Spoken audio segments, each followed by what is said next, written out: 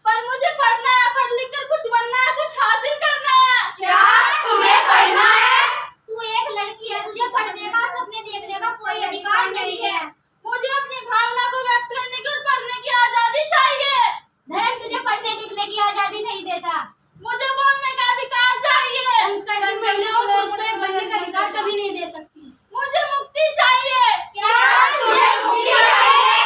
पर नहीं क्यों, मुझे पढ़ना है, पढ़ लिख कर कुछ बनना है, कुछ हासिल करना है। धर्म समाज में अपना अधिकार चाहिए।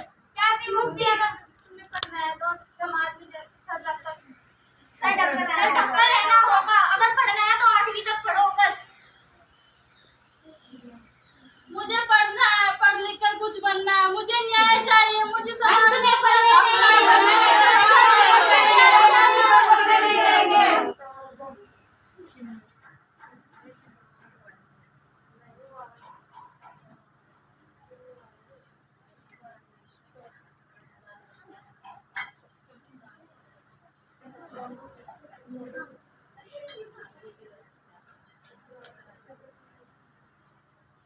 तुम कौन तुम हो? कौन हो? मैं संविधान हूँ। क्या तुम हम सबसे ऊपर हो? तुम यहाँ क्या कर रहे हो? जहाँ जहाँ शोषण, अत्याचार, भ्रष्टाचार जैसी चीजें होंगी, वहाँ मैं खड़ी होंगी। क्या तुम हम सबसे ऊपर हो? हाँ, मैं परिवार, धर्म, संस्कृति और समाज इन सभी से ऊपर हूँ। हे नारी, खड़े हो जाओ। तुम कौन हो? मैं संविधान हूँ। मैं तुम्हें इस सामाजिक बेड़ियों से मुक्त कराने आई हूँ। ये कैसी किताब है? इस किताब में हमारे देश का संविधान है, जो तुम्हें वो हर एक अधिकार देता है जिसे तुम्हें समाज ने वंचित कर रखा था।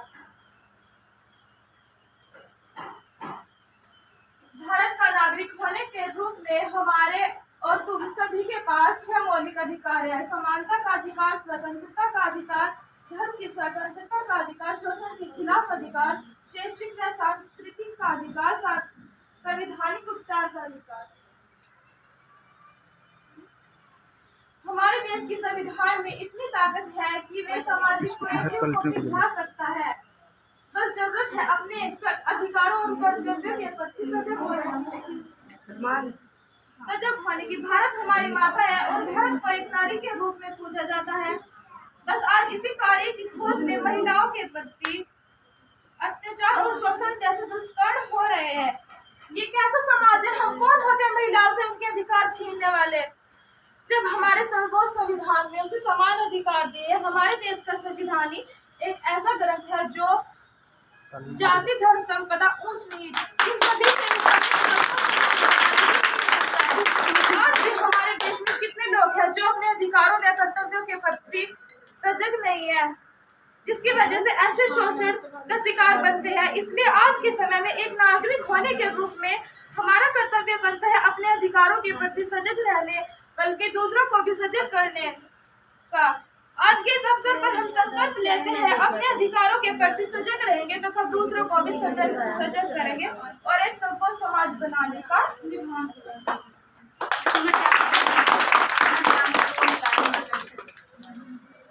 इस नाटक से हम यह संदेश देना चाहते हैं कि नारी को कभी भी बोझ नहीं समझना चाहिए।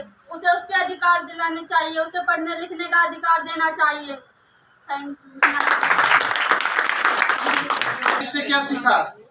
देखिए, यहाँ पे इन लोगों ने एक नुक्कड़ नाटक किया जिसमें परिवार, धर्म, संस्कृति, समाज जो मिलकर एक महिला पे अत्याचार कर रहे थे। ठीक है, तो आपको दिखाया कि कैसे एक समाज महिला का शोषण करता है, उसको बाहर जाने पे टोकता है, उसकी पढ़ाई पे बात करता है। संस्कृति महिलाओं को आगे बढ़ने की बात पे हमेशा रोकती टोकती है और उस पर अत्याचार किसी न किसी प्रकार से होता ही रहता है।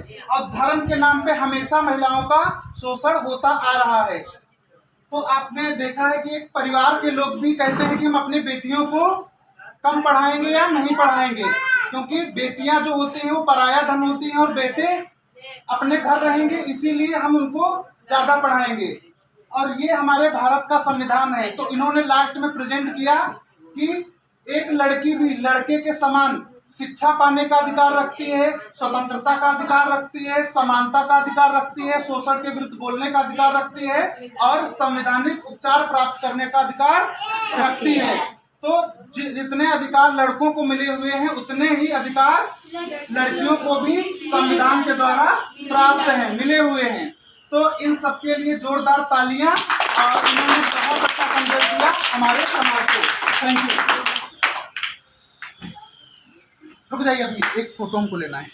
जाओ मुझे फोटो लेते हैं। हो गया ये।